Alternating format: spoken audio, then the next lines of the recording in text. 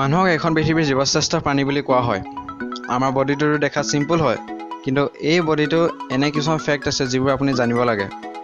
মই হ'লো Assamese tax আৰু মই আপোনালোকক ক'বলৈ গৈ আছোঁ top 5 facts about human body. So' let's explore. Number 1, চেলাইভা। মই সেই লেলাৱতীৰ কথাই কৈছোঁ।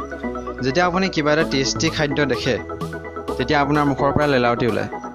এই লেলাৱতীয়ে আপোনাৰ খাদ্য স্মুথ বনায় আৰু আপোনাৰ ডাইজেশ্যনৰ বাবে সহায় কৰে, অৰ্থাৎ হজম হ'বলৈ সহায় কৰে। আমেজিং কথা এইটো হ'ল যে আপুনি যদি কোনো এজন মানুহৰ লাইফ টাইমৰ লেলাৱতীক জোখে, তেতিয়া আপুনি ইমানেই লেলাৱতী পাব যে ই 2টা ছুইমিং পুলৰ পানীৰ সমান হ'ব। এইটো আমেজিং নহয়নে? নম্বৰ 2, মেগাপিক্সেলছ অফ আৱাৰ হিউমেন আই। সকলো মোবাইলৰ কেমেৰা কোৱালিটি মেগাপিক্সেলত জোখা হয়। আপোনাৰ কেমেৰা 2, 4, 8, 13 বা 20 মেগাপিক্সেলৰ হয়। কিন্তু আপুনি এইটো গম পায়নে যে আপোনাৰ চকু কিমান মেগাপিক্সেলৰ হয়? আপোনাৰ চকু 576 মেগাপিক্সেল অৰ্থাৎ 576 মেগাপিক্সেল হয়। সেইবাবে আপুনি ইমান ক্লিয়াৰলি পৃথিৱীখনক দেখিবলৈ পায়। সেইবাবে আপুনি গৌৰৱ অনুভৱ কৰিব লাগে যে আপোনাৰ ওচৰত এটা নেচাৰেল কেমেৰা আছে যিটোৰ কেমেৰা 576 মেগাপিক্সেলৰ হয়। Number 3, shedding off the skin.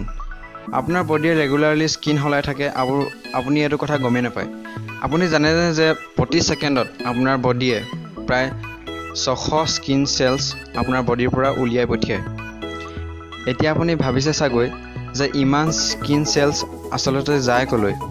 তেতিয়া আপুনি এইটো কথা জানি থ'ব লাগে যে সৰু সৰু জীৱ জন্তু যিবোৰ আমাৰ গাত লাগি থাকে, সেইবোৰে আপোনাৰ স্কিন চেলছবোৰক খাই পেলায়। মানে আপুনি মোৰ এই ভিডিঅ'টো চাই থাকোঁতেও আপোনাৰ বডিৰ পৰা প্ৰতি ছেকেণ্ডত 600 স্কিন চেলছ ওলাই গৈছে। Number 4, the power of acid. আমি বিভিন্ন ধৰণৰ খাদ্য খাওঁ। আমাৰ পেটত এটা এচিড থাকে যাৰ নাম হ'ল হাইড্ৰক্লৰিক এচিড। এই এচিডটোৱে প্ৰায় সকলো বস্তুকে গলাব পাৰে। এইটো এচিড ইমানেই পাৱাৰফুল হয় যে ই এখন ব্লেডকো গলাব পাৰে। এইটো এটা এক্সপেৰিমেণ্টত প্ৰুভ কৰা গৈছে, কিন্তু আপুনি মোৰ কথা শুনি এখন ব্লেডকে খাই নেপেলাব আকৌ। Number 5, DNA uncoil and lungs traits. সকলো মানুহৰে DNA থাকে য'ত ব্যক্তিজনৰ গুণাগুণবোৰ থাকে। যদি আপুনি আপোনাৰ DNA কোষবোৰ খুলি দিয়ে, তেতিয়া তাৰ দৈৰ্ঘ্য ইমানেই হ'ব যে আপুনি পৃথিৱীৰ পৰা প্লুট'লৈ গৈ আকৌ প্লুট'ৰ পৰা পৃথিৱীলৈ ঘূৰি আহিব পাৰিব। আৰু যদি আমি লাংছ মানে হাওঁফাওৰ কথা কওঁ, তেতিয়া যদি আমি হাওঁফাওক ষ্ট্ৰেটছ কৰি দিওঁ, তেতিয়া ই প্ৰায় টেনিছ ফিল্ডখনৰ সমান হৈ যাব। ভাবক কিমান আমেজিং হয় আপোনাৰ বডি। এই ভিডিঅ'টোক লাইক শ্বেয়াৰ জৰুৰ কৰিব, আৰু যদি আপুনি আছামিজ টেক্সক ছাবস্ক্ৰাইব কৰা নাই তেন্তে ছাবস্ক্ৰাইব কৰি লওক, কাৰণ মই 2 দিনৰ ভিতৰতে এনেকুৱা ইণ্টাৰেষ্টিং ভিডিঅ' আনি থাকোঁ।